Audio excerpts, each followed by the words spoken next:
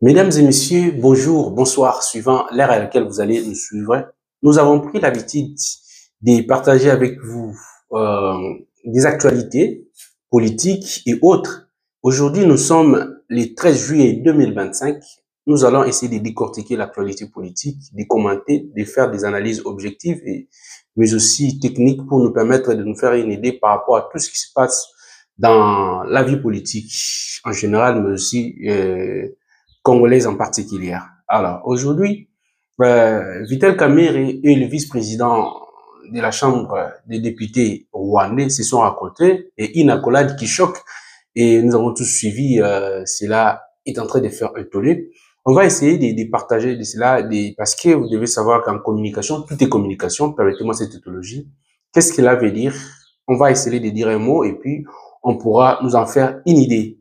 Alors, mais puisqu'il s'agit des actualités politiques aussi qui est abondante, permettez-moi aussi de partager avec vous certaines informations, parmi lesquelles on va essayer de commenter un peu plus, comme je l'ai dit dans mes émissions précédentes, que les exigences de l'AFC M23 à Doha violent la Constitution et les lois de la République. Je vais essayer de les démontrer.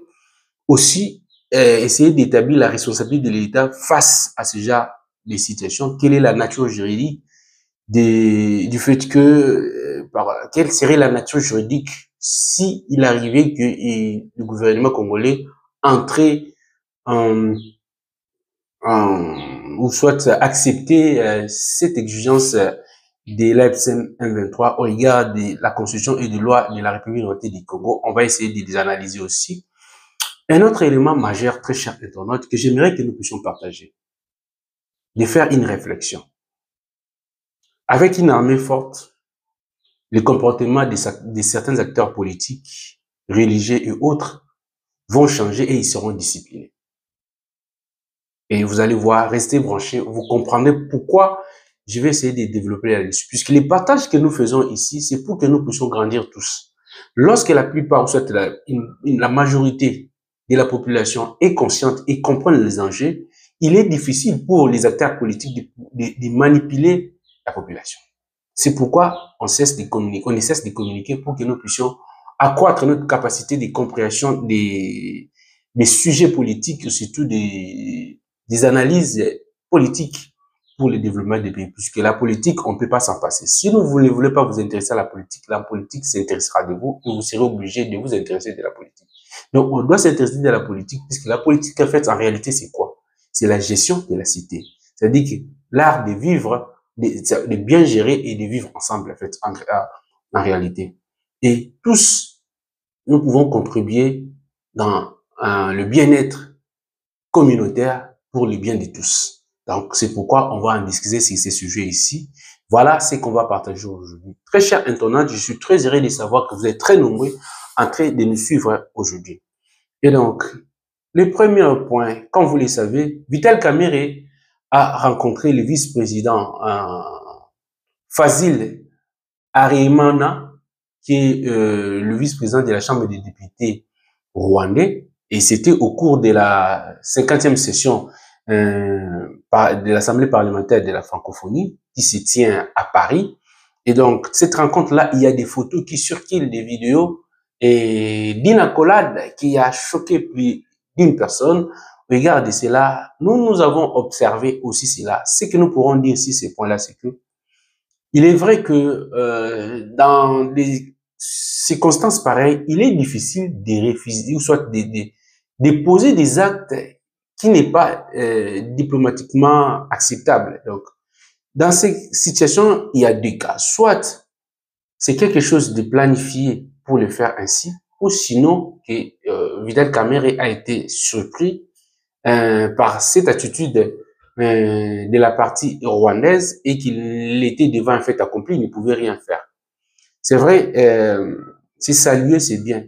Mais la période pendant laquelle nous sommes en train de traverser, une attitude un peu, on va dire, réservée, avec des réticences, ça serait une attitude, je pense, équilibrée pour ne pas choquer la population. Et là, cette situation va donner à interprétation par plusieurs personnes et ça pourrait aussi créer des déséquilibres dans la classe politique. En tant que des acteurs politiques, Vital Kamerhe devait savoir qu'il est président de l'Assemblée nationale. L'Assemblée nationale, en fait, en réalité, ce sont deux députés qui représentent la population. Quelle est l'attitude de la population aujourd'hui vis-à-vis du Rwanda? Le peuple congolais n'est pas content vis-à-vis des attitudes du Rwanda. Il faut leur montrer ça à chaque fois que nous aurons l'occasion de nous rencontrer. Cette façon de faire cette attitude va permettre à ce que les autres sachent que, en fait, si les choses se passent comme ça, c'est parce que peut-être nous n'avons pas pris les temps ou sinon les moyens nécessaires pour pouvoir intercaler tout agissement que les Rwandais pourraient faire dans notre pays aujourd'hui. Si aujourd'hui nous sommes agressés, c'est les points que nous allons parler à la fin, les derniers points où nous allons parler de l'armée forte qui va nous faire respecter au niveau d'abord national, mais aussi sur le plan international. Et voilà ce que nous pourrons nous faire cette idée-là. Et ces images-là vont laisser des doutes. Et puis, une bonne interprétation de ces images-là va demander de pouvoir prendre le temps pour pouvoir analyser pourquoi cela s'est passé ainsi. Parce que ce que moi j'ai constaté, tout le monde était en train de filmer l'image. Quelle était l'intention derrière? C'est le temps qui, étant un meilleur allié de la vérité, qui nous en diront un peu plus. Pour l'instant, nous, on se limite par rapport à l'attitude. Nous avons estimé que Kamerhe était un peu plus large avec le président de l'Assemblée rwandais. Nous ne refusons pas que la salutation, puisque lorsque vous êtes déjà dans cette assemblée-là, et encore que nous sommes dans un processus de paix, mais une certaine réticence pourrait être une meilleure attitude au regard des enjeux présents. Voilà ce que nous pourrons dire. Au-delà de ça, c'est l'élément que je veux que nous puissions partager, c'est les exigences de l'FC M23 à Doha violent la Constitution et les lois de la République. Mes très chers compatriotes, nous avons tous suivi, comme je l'ai dit dans mes émissions précédentes, que parmi les exigences de l'FC M23, ils exigent qu'on leur donne la gestion pendant 8 ans de cette partie, les deux Kivu. Cette façon de faire déjà viole notre constitution. Je me pose la question. Si vraiment l'FC M23, ils se proclament que ce sont des Congolais qui viennent pour libérer la communauté du Congo, et l'État nous démontre en fait, en réalité, ce n'est pas le cas. Déjà, ils sont en train de porter les différentes mallettes du Rwanda. Les revendications, là, montrent à suffisance que ce n'est pas pour les Congo, pour les Rwandais. Comment les Congolais peuvent-ils réclamer la gestion d'une partie dans un État uni? Quelle est la nature juridique de leurs revendications? Est-ce qu'ils savent que cela, c'est contraire à la Constitution? Alors qu'ils sont en train d'accuser le président Tshisekedi et son gouvernement de violer intempestivement la Constitution à tout moment. Mais eux, ils sont en train de réclamer quelque chose qui va à l'encontre de la Constitution. Le fait seulement de réclamer ça, c'est une incitation à la révolte contre les institutions de la République et contre l'État. Et ils appuient, et sur quoi? La balkanisation du pays. Et cette attitude démontre clairement leur plan, alors que nous savons tous que les Rwandais a des vérités expansionnistes. Les différents rapports des Nations Unies démontrent qu'ils sont en train de chercher à annexer une bonne partie. Et d'ailleurs, pendant les moments où nous étions distraits, ils étaient déjà en train de construire et de transporter des populations pour qu'ils s'installent dans cette partie-là. Ce ne sont pas des mythes, ce sont des réalités parce qu'il y a des rapports très accablants qui approuvent, attestent cela. Et voir que les Nanga et autres sont en train de revendiquer comme ça, là, ça devient clair. Et que nous devons prendre nos responsabilités en tant que peuple, mais aussi en tant que l'État congolais devait comprendre cela. Tenez, si vous prenez la Constitution de la République dans son article 1er, que dit la Constitution? La République démocratique du Congo est, dans ses frontières du 30 juin 1960, un État de droit, indépendant, souverain, uni et indivisible. Comment un État uni, qui a des institutions et indivisible, vous, des individus, vous allez réclamer la gestion d'une partie? Ça, c'est quelle réclamation de la population? Vous voyez que ces gens-là ne font que faire des choses pour des intérêts égoïstes et personnels. Et c'est là, ce sont des infractions, c'est une haute trahison. C'est une haute trahison et ils injurent face à la population congolaise, surtout de cette partie est de la République qui souffrent, qui sont en difficulté. Et donc, c'est une violation de la Constitution. Et la Constitution donne le pouvoir au président de la République de pouvoir gérer la République démocratique du Congo. Et le président de la République a comme circonscription électorale, contrairement aux députés, la République démocratique du Congo.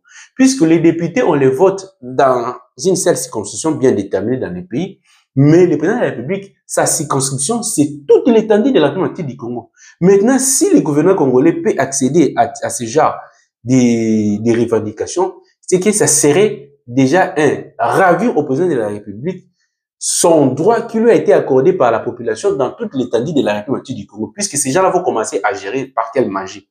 Ils se fondent sur quelles dispositions légales et constitutionnelles. Voyez-vous des gens comme ça? Que nous sommes en train, certains de nos compatriotes sont en train d'applaudir ces gens ici. Ils ne méritent pas d'applaudissements. Et plutôt, chaque Congolais partout se trouve devrait être en colère contre ce genre d'ajustement. Et donc, c'est désolant, c'est décevant de voir que nous avons certains Congolais qui réfléchissent uniquement pour leurs propres intérêts. C'est clair là-dessus. Ce qui, malheureusement, choque ici, notre Constitution ne donne pas la superficie de la République du Congo. Nous sommes un État menacé par plusieurs autres États voisins. Il faut que notre Constitution mette cela. C'est très important qu'on y ajoute ça. La superficie de la République du Congo, c'est plus de 2 400 000 de kilomètres carrés. Il faut que ça soit mentionné dans notre Constitution clairement et net. Et cela va, ça va vraiment, sinon, endurcir ces caractères souverains de notre pays et renforcer les principes sacro-saints du droit international, de l'intangibilité des frontières. Et les frontières, c'est la délimitation de la superficie d'un État. Moi, je pense qu'il est très important que ça figure dans la Constitution de la République du Congo, puisque notre Constitution actuellement ne les mentionne pas très clairement. C'est très important pour nous. Parce que le contexte où notre pays a son contexte et que nous devons être prudents. On doit être précis dans les textes que nous mentionnons et ça sera très important. Vous le savez bien que cette constitution, le contexte dans lequel elle a été élaborée, aujourd'hui ça pose problème. Donc cette constitution, c'est une constitution qu'on doit vraiment regarder très clairement pour voir qu'est-ce qu'il faudra faire pour que nous puissions avoir une constitution qui soit adaptée à notre réalité. Donc voilà ce que nous pourrons dire sur ces points-là. Un autre élément important, c'est ce que j'étais en train de dire que avec une main forte, le comportement des acteurs politiques, religieux congolais vont changer et ils vont être disciplinés. Et ils seront disciplinés. Nous sommes en train d'observer aujourd'hui que des gens, ils se réveillent comme ça, puisqu'ils n'est pas satisfait par une des activités privées et personnelles. Du coup, vous allez le voir, ils sautent, ils vont directement à la rébellion. Ils commencent à la rébellion si facilement. Pourquoi? Parce que aujourd'hui, notre armée a été fragilisée. Fragilisée de l'intérieur, non pas parce que nous manquons d'hommes, parce que nous avons des soldats de qualité, mais les problèmes sont au niveau de la coordination. Lorsque nous avons de l'infiltration au plus haut sommet de l'armée, des généraux qui ne sont pas vraiment des vrais patriotes, des affairistes, et voire des gens étrangers infiltrés pour l'intérêt de l'étranger, et donc ça pose énormément de problèmes. C'est pourquoi on constate que les gens font des rébellions facilement. Et plus grave, vous allez voir des acteurs politiques tenir des propos faciles parce qu'ils savent qu'ils sont en acquaintance avec des rebelles qui occupent des terres si facilement. Ils savent que s'il est en difficulté, il peut aller là-bas et à tout moment, ils peuvent renverser le pouvoir, le régime. Dans ces moments-là, dans ces contextes, il est difficile que nous puissions avoir des institutions fortes. Les institutions fortes dépendent de notre capacité de pouvoir défendre nos terres.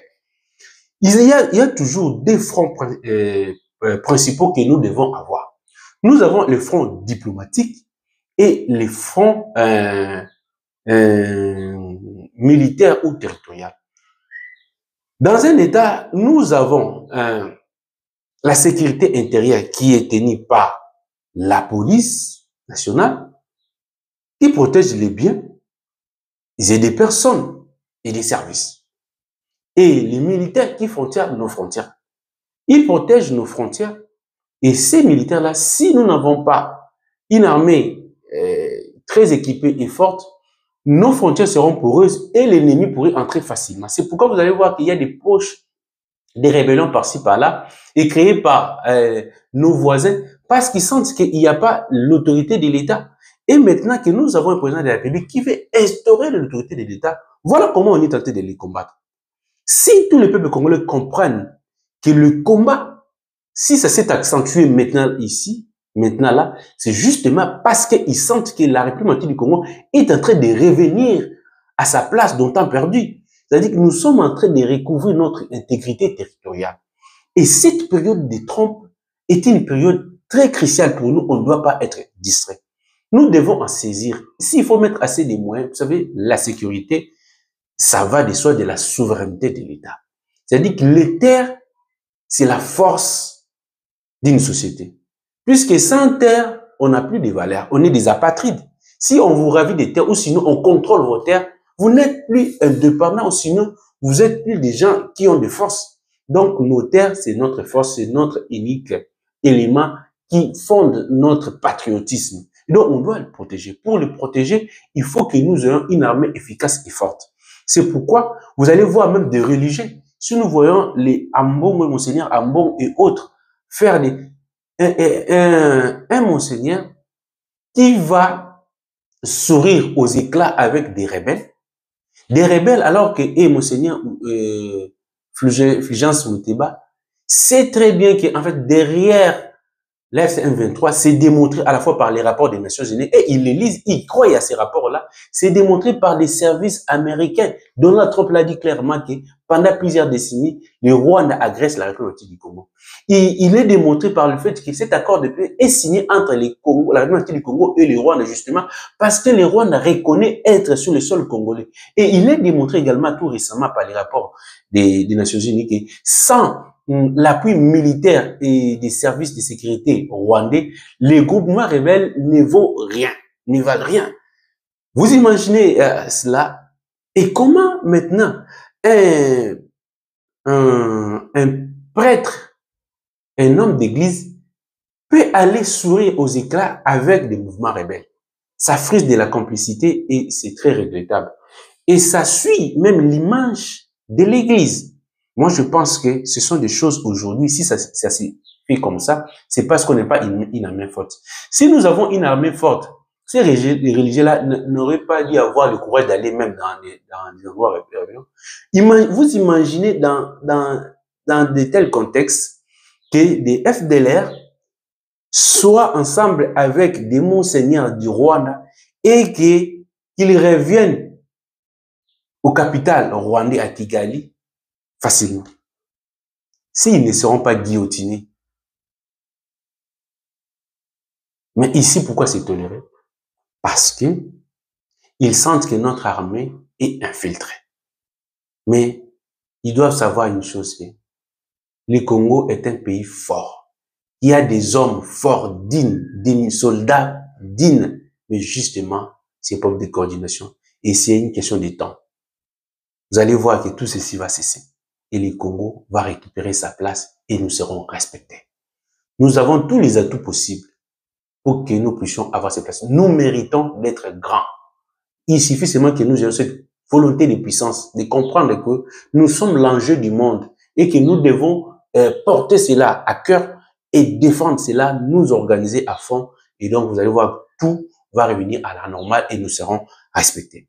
Voilà ce que nous voulons partager avec vous aujourd'hui. Très chers internautes, mesdames et messieurs, nous sommes très heureux de savoir que vous êtes très nombreux en train de nous suivre. Moi, je vais me présenter comme d'habitude. Je suis Guilhem Ikobi, je suis juriste et de formation publiciste, expert en commerce et en négociation internationale, formé par l'Organisation mondiale du commerce, et je dispose des atouts nécessaires en termes de négociation et aussi de gestion des ressources humaines parce que je dispose d'un diplôme en ressources humaines, mais aussi d'assistanat juridique obtenu à l'École supérieure de Lyon.